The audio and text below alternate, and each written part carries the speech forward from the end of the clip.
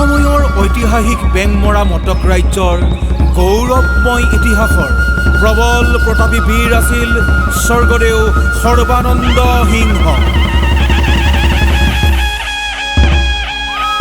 মটক ৰজা সৰ্বানন্দ সিংহই সুদীৰ্ঘকাল বেংমৰা মটক ৰাজ্যৰ শাসন চলাইছিল আৰু এগৰাকী মহান ৰজাৰ নেতৃত্ব আৰু ব্যক্তিত্বৰ বাবে মটক ৰাজ্যলৈ এক নতুন অধ্যায় সূচনা কৰিবলৈ সক্ষম হৈছিল। সেয়েহে ইতিহাস প্ৰসিদ্ধ এইজনা মহান বীৰ পুৰুষক সন্মান জনাই তেখেতৰ গুণ গৰিমাৰে বৰ্ণনিত এটি বিশেষ গীত শ্ৰদ্ধাৰে নিবেদিছোঁ।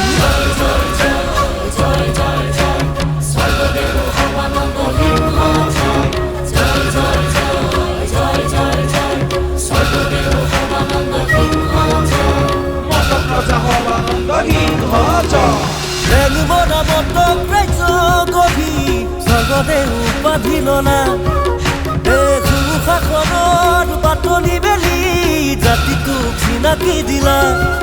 তুমি প্ৰবল প্ৰতাপী বীৰ, দুৰন্ত সাহসৰ বীৰ। তুমি ৰত্ন তীক্ষ্ণ বুদ্ধি, তুমি যুগনায়ক সংস্কৃতিৰ। ইতিহাস সুঁৱৰি আমি গাওঁ চিঞৰি তোমাৰ এই জয়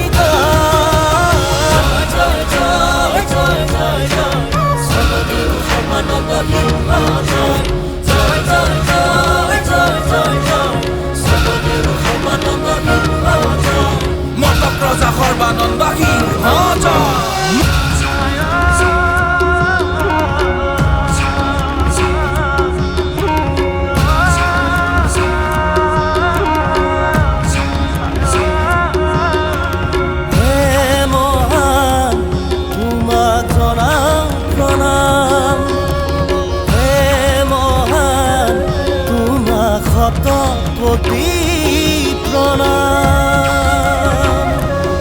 মোৱামৰীয়া সেই বিদ্ৰোহৰ কথা আমি কেতিয়াও নাপাহৰোঁ।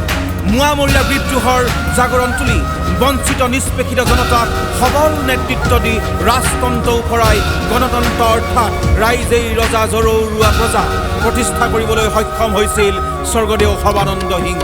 এয়া ইতিহাস সদায় সাক্ষী হৈ ৰ'ব। ধৰ্মৰ নিদৰ্শন, কলা কৃষ্টিৰ প্ৰদৰ্শন, সাহিত্য সংস্কৃতি উত্তৰণ, তুমিয়ে উদাহৰণ। সেই সোণালী ইতিহাস কেতিয়াও নাপাহৰোঁ, গৌৰৱে সুঁৱৰোঁ। সেই মহান জন প্ৰণাম, আমি গাওঁ তোমাৰে